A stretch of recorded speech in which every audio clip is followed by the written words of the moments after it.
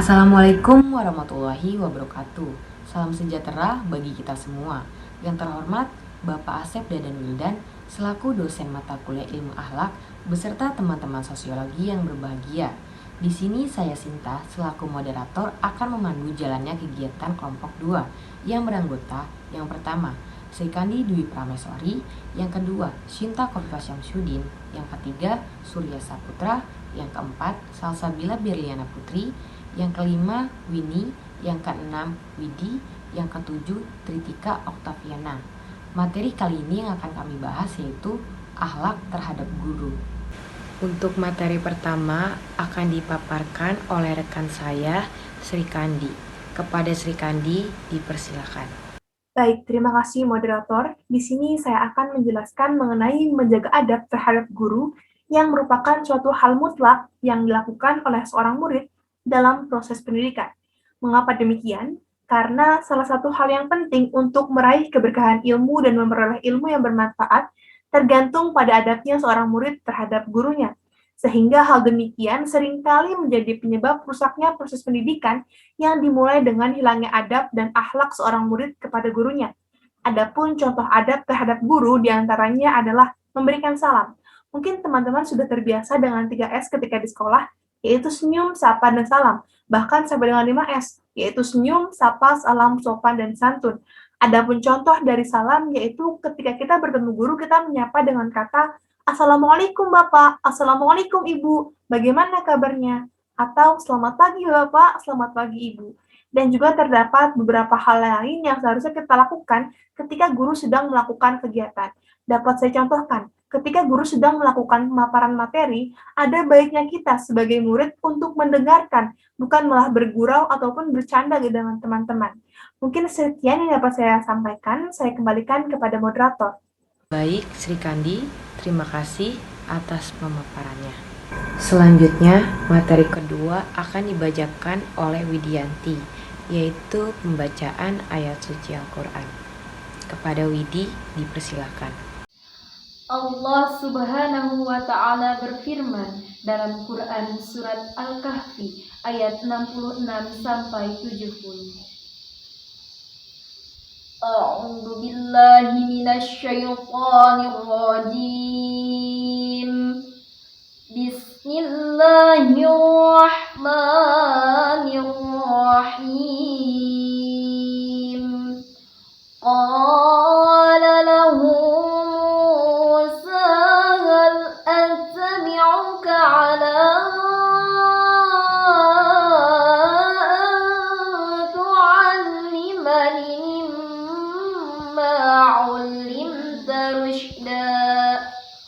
Qala innaka lan tastati'a ma'iya sabra wa kaifa tasbiru 'ala ma lam tuhit bihi khubra. Qala satajiduni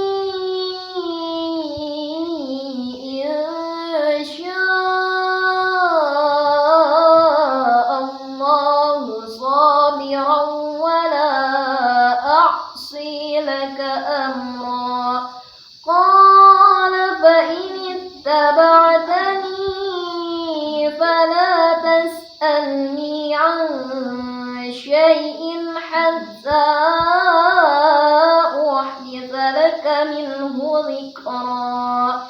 Al-ayah. Shadaqallahul azim. Baik, Widi, terima kasih atas pemaparannya. Selanjutnya akan diterjemahkan kepada Salsabila Berliana Putri. Kepada Salsa, dipersilakan.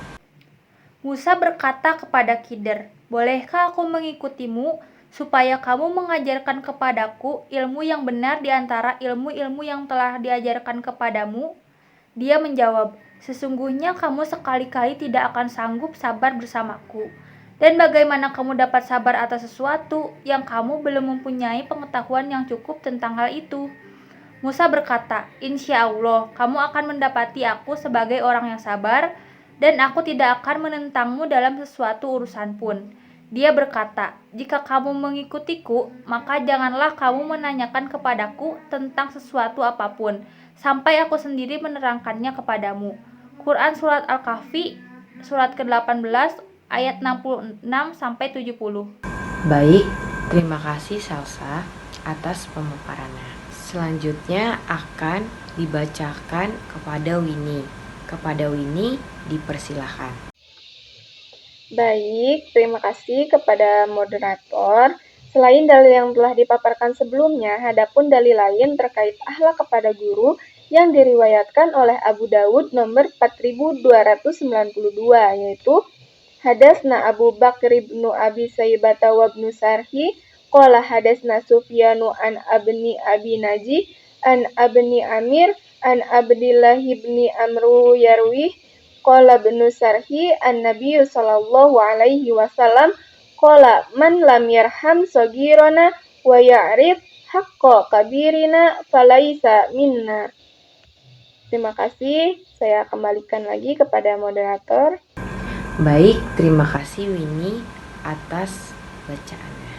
Selanjutnya akan diterjemahkan kepada Tritika Oktaviana. Kepada Tika dipersilahkan. Artinya, telah menceritakan kepada kami Abu Bakar bin Abu Syaibah dan Ibnu Asar. Keduanya berkata, telah menceritakan kepada kami Sufyan dari Ibnu Abu Najih, dari Ibnu Amir, dari Abdullah bin Amru. Ia meriwayatkan, Ibnu Asar berkata, dari Nabi Shallallahu Alaihi Wasallam beliau bersabda, siapa yang tidak menyayangi orang yang kecil di antara kami dan tidak mengerti hak orang yang lebih besar di antara kami, maka ia bukan dari golongan kami. Baik, terima kasih Tika atas penjelasannya.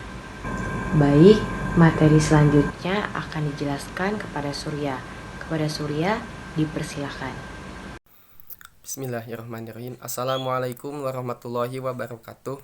Saya Surya Saputra dari kelompok 2 Ilmu Akhlak akan menjelaskan mengenai akhlak kepada guru.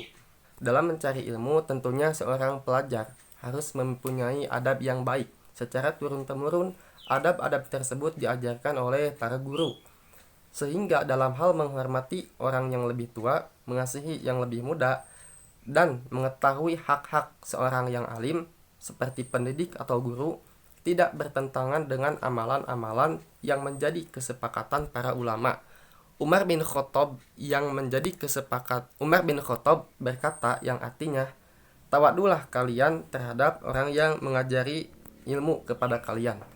Terima kasih Surya atas penjelasannya. Baik, materi selanjutnya akan dijelaskan kembali kepada Sasa. Kepada Sasa dipersilahkan. Dalam hadis tadi, terdapat pesan penting yang disampaikan oleh Rasulullah Shallallahu Alaihi Wasallam. Hal yang pertama adalah perintah Rasulullah untuk menghormati orang yang lebih tua dari kita. Perintah yang kedua adalah untuk mengasihi orang yang lebih muda dari kita.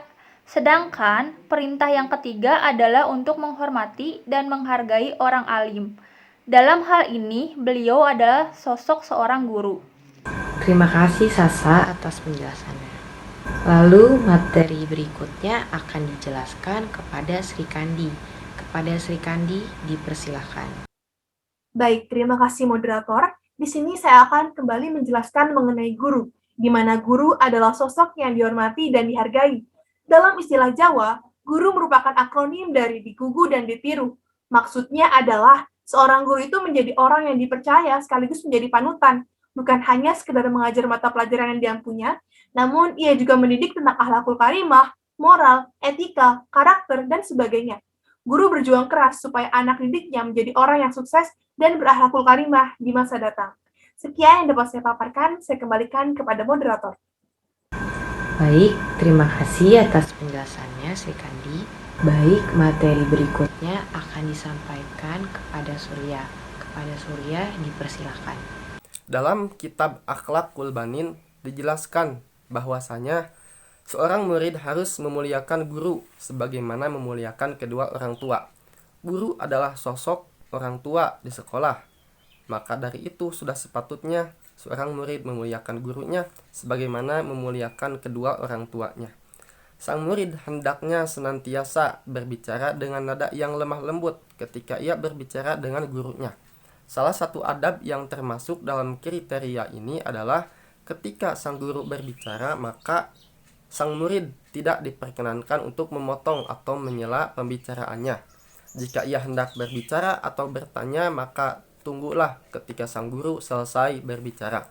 Atau bahkan menunggu sang guru mempersilahkan kepada murid-muridnya untuk bertanya. Kemudian sang murid mengacungkan tangan terlebih dahulu dan menunggu gilirannya dipersilahkan untuk mengajukan pertanyaan. Yang demikian adalah hal yang lebih utama. Terima kasih Surya atas penjelasannya. Lalu materi berikutnya akan disampaikan kembali kepada Tika. Kepada Tika dipersilakan. Dalam berbakti kepada gurunya, hendaknya sang murid mematuhinya dengan sepenuh hati. Ia senantiasa mematuhi apa yang diperintah oleh gurunya dengan rasa taat. Selama perintah gurunya tidak bertentangan dengan syariat Islam, ia mematuhi perintah gurunya bukan karena takut karena akan mendapat hukuman. Bahkan seandainya ia mendapat hukuman dari gurunya, maka ia tidak boleh marah. Hal tersebut dilakukan karena semata-mata sang guru berpandangan supaya ia bisa bertanggung jawab atas apa yang ia lakukan. Dengan demikian, sang murid akan merasa bersyukur dan mendapat manfaat kelak ketika ia telah dewasa. Baik, Tritika, terima kasih atas penjelasannya. Lalu materi berikutnya akan disampaikan kepada Widi. Kepada Widi dipersilakan. Besar jasa mereka para guru yang telah mewariskan ilmu-ilmunya.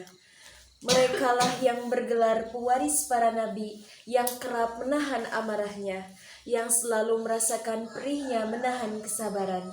Sungguh tak pantas seorang murid melupakan jasa-jasa mereka, dan jangan lupa menyisipkan nama mereka di dalam lantunan doa-doamu. Baik Widi, terima kasih atas penjelasannya. Baik teman-teman, selanjutnya materi akan dipaparkan oleh kelompok 2. Kepada kelompok 2, waktu dan tempat dipersilahkan. Teman-teman, perlu kita ketahui, tidak ada hak yang lebih besar kecuali haknya guru. Ini wajib dipelihara oleh setiap orang Islam. Sungguh pantas bila seorang guru yang mengajar, walaupun hanya satu huruf, diberikan hadiah 1000 dirham sebagai tanda hormat padanya. Termasuk menghormati guru adalah hendaknya seorang murid tidak berjalan di depannya, tidak duduk di tempatnya, dan tidak mulai bicara kepadanya kecuali dengan seizinnya. Hendaknya tidak banyak bicara di hadapan guru. Tidak boleh bertanya sesuatu bila guru sedang capek atau bosan. Kita harus bisa menjaga waktu. Jangan mengetuk pintunya, tapi sebaliknya menunggu sampai beliau keluar. Alhasil, seorang murid harus mencari kerelaan hati seorang guru. Harus menjauhi hal-hal yang membuatnya ia murka, mematuhi perintahnya, asal tidak bertentangan dengan agama, karena tidak boleh mematuhi atau taat kepada makhluk untuk bermaksiat kepada Allah. Termasuk menghormati guru adalah menghormati putra-putrinya dan orang yang ada hubungan kerabat dengannya. Sekian, saya kembalikan lagi kepada moderator. Terima kasih. Teman-teman yang berbahagia dan Bapak dosen yang terhormat, dalam literatur kependidikan Islam, kata guru sering juga dikatakan dengan ustaz, mu'allim, murabbi, mudarris, dan mu'adib. Sedangkan menurut Muhammad Ali Al-Khuhli dalam kamusnya, Dictionary of Education, English Arabic, kata guru disebut juga dengan mu'allim dan mudarris. Dan murid adalah makhluk yang sedang berada dalam proses perkembangan dan pertumbuhan menurut fitrahnya masing-masing. Mereka memerlukan bimbingan dan pengarahan yang konsentrasinya menuju ke arah titik optimal kemampuan fitrahnya. Karena menuntut ilmu adalah ibadah, maka murid hendaknya dapat mendekatkan diri kepada Allah dengan membersihkan kotoran yang berada dalam jiwanya dan hiasi dengan akhlak yang terpuji. Lebih utama, murid itu dalam menuntut ilmu dengan seorang syai'h, dan syai'h tersebut hendaknya dihormati dan ditaati segala perintahnya atau nasihatnya sebagaimana seseorang yang sedang sakit mentaati perintah atau nasihat seorang dokter. Hendaknya murid juga memperhatikan tugas dan tanggung jawabnya terhadap gurunya, yakni dalam berhubungan dengan gurunya, hendaknya ada sopan santun karena hal ini merupakan salah satu syarat yang hendak dimiliki oleh murid dalam menuntut ilmu dan diaplikasikan dalam kehidupannya sehari-hari, baik dalam kelas maupun di luar kelas. Al-Ghazali menitikberatkan etika murid terhadap pendidiknya atau gurunya. Adapun beberapa norma dan nilai-nilai positif yang akan mempengaruhi keberhasilan di dalam proses pendidikan dan pengajaran antara lain: 1. Memperhatikan kemuliaan, kehormatan, dan kewibawaan guru sehingga hubungan antara keduanya berjalan dengan harmonis. Kedua, memperhatikan konsentrasi dan suasana belajar mengajar di dalam kelas. Yang ketiga, sopan santun dan tata krama dalam kehidupan sehari-hari. Apabila diteliti dengan seksama dalam pendidikan adab atau etika murid terhadap guru, baik dalam kelas maupun di luar kelas, ini sangat penting dan perlu dilaksanakan demi berlangsungnya proses belajar mengajar dan supaya metode yang digunakan dan jasa pendidikan yang dilaksanakan tersebut dapat tercapai. Maka pendidikan dapat berhasil dan sukses, sehingga tujuan pendidikan dapat berhasil dengan baik, yaitu membina manusia secara pribadi dan kelompok sehingga mampu menjalankan fungsinya sebagai hamba Allah dan khalifahnya guna membangun dunia dan melestarikan bumi serta kebudayaannya. Kata mudaris berasal dari akar kata darasa yadrusu darsan yang berarti terhapus, hilang bekasnya, menghapus, menjadikan usang, melatih, dan mempelajari. Jika dilihat dari pengertian ini, maka tugas guru adalah mencerdaskan peserta didiknya, menghilangkan ketidaktahuan atau memberantas kebodohan, serta melatih keterampilan mereka sesuai dengan bakat, minat, dan kemampuannya. Sedangkan kata mu'adib berasal dari kata adab, yang berarti moral, etika, dan adab, atau kemajuan dalam artian lain kecerdasan kebudayaan, lahir dan batin. Kata peradaban berasal dari kata dasar adab, sehingga guru adalah seorang yang beradab sekaligus memiliki peran dan fungsi untuk membangun peradaban yang berkualitas di masa depan. Selain itu, tugas guru adalah mendidik dan menyiapkan peserta didik agar mampu berkreasi, sekaligus mengatur dan memelihara hasil karyanya untuk tidak menimbulkan malapetaka bagi dirinya, masyarakat, dan alam sekitarnya. Menurut Sabib Toha, bahwa murabi mengisyaratkan guru agama harus orang yang memiliki sifat-sifat robnya, yaitu nama yang diberikan bagi orang-orang yang bijaksana, terpelajar dalam bidang pengetahuan tentang ar-rob. Di samping itu juga memiliki sikap yang bertanggung jawab, penuh kasih sayang terhadap peserta didiknya. Dengan demikian, seorang guru dituntut untuk sekaligus melakukan transfer of knowledge, internalisasi, dan amaliyah atau implementasi.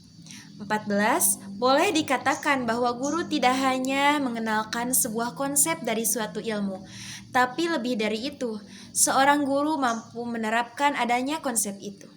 Melihat dari usaha-usaha guru di atas, maka kedudukan guru dalam Islam merupakan realita dan ajaran itu sendiri. Tidak boleh tidak, Islam pasti memuliakan seorang guru. Tak terbayangkan terjadinya perkembangan pengetahuan tanpa adanya orang belajar dan mengajar. Tak terbayangkan adanya belajar mengajar tanpa adanya guru. Karena Islam adalah agama, maka pandangan tentang guru, kedudukan guru tidak lepas dari nilai-nilai kelangitan.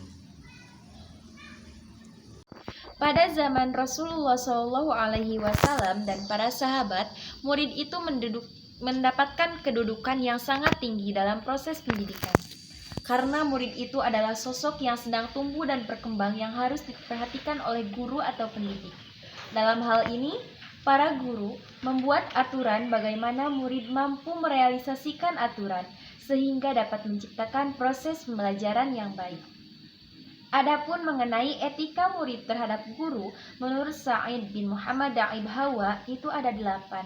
Yang pertama, mendahulukan kesucian jiwa dari kejelekan akhlak dan keburukan sifat, karena ilmu adalah ibadahnya hati, sholatnya jiwa, dan peribadahannya batin kepada Allah.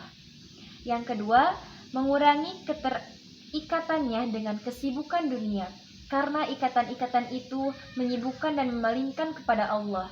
Jika pikiran terpecah, maka tidak bisa mengetahui berbagai hakikat. Oleh karena itu, ilmu tidak akan diberikan kepada seseorang sebelum seorang tersebut menyerahkan seluruh jiwanya. Yang ketiga, tidak bersikap sombong kepada orang yang berilmu dan tidak bertindak sewenang-wenang terhadap guru. Bahkan, ia harus menyerahkan seluruh urusannya dan mematuhi nasihatnya. Oleh karena itu, penuntut ilmu tidak boleh sombong terhadap guru. Di antara bentuk kesombongannya terhadap guru adalah sikap tidak mau mengambil manfaat ilmu kecuali dari orang-orang yang besar dan terkenal. Yang keempat, hendaknya seorang murid menjaga diri dari mendengarkan perselisihan di antara mereka, baik yang ditekuni, termasuk ilmu dunia ataupun akhirat. Karena itu akan membingungkan akal dan pikirannya, dan membuatnya putus asa dari melakukan pengkajian dan telaah mendalam. Yang kelima, seorang penuntut ilmu tidak boleh meninggalkan suatu cabang ilmu yang terpuji atau salah satu jenis ilmu kecuali ia harus mempertimbangkan matang-matang dan memperhatikan tujuan dan maksudnya. Yang keenam, hendaknya seorang tidak menekuni semua bidang ilmu secara sekaligus, melainkan melalui dengan yang lebih mudah terlebih dahulu. Yang ketujuh, hendaknya seorang murid tidak memasuki suatu cabang ilmu sebelum menguasai cabang ilmu sebelumnya. Yang kedelapan, hendaklah mengetahui faktor penyebab adanya ilmu yang mulia. Yang dimaksud adalah kemuliaan hasil, kekokohan, dan kekuatan dalil. Yang kesembilan, hendaklah tujuan murid di dunia adalah semata-mata untuk menghias dan mempercantik hatinya dengan keutamaan, dan akhirat adalah untuk bisa mendekatkan diri kepada Allah dan mengingatkan diri untuk bisa berdekatan dengan makhluk tertinggi dari kalangan malaikat dan orang-orang yang dikatakan atau yang didekatkan atau yang disebut dengan muqarrabin. Dan yang ke-10, hendaklah mengetahui kaitan dengan tujuan agar supaya mengutamakan yang tinggi. Sangat jelas sekali keharusan adanya niat dan kebersihan hati dalam belajar. Karena belajar dianggap sebagai ibadah dan tujuannya adalah ridho ilahi dan taqarrub kepada Allah. Untuk itu, murid harus menyesuaikan diri dengan sifat-sifat bersih dan suci dari Allah. Penekanannya penting kebersihan hati dalam belajar itu berdasarkan atas kepercayaan bahwa ilmu merupakan anugerah dari Allah yang Maha Agung. Semakin suci dan bersih hati manusia akan semakin baik dan kuat menerima ilmu dan nur Allah.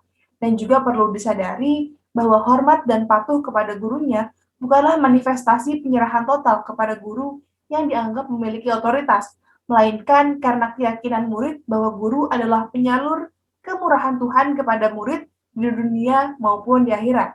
Selain itu, juga didasarkan atas kepercayaan bahwa guru tersebut memiliki kesucian karena memegang kunci penyalur ilmu pengetahuan dari Allah.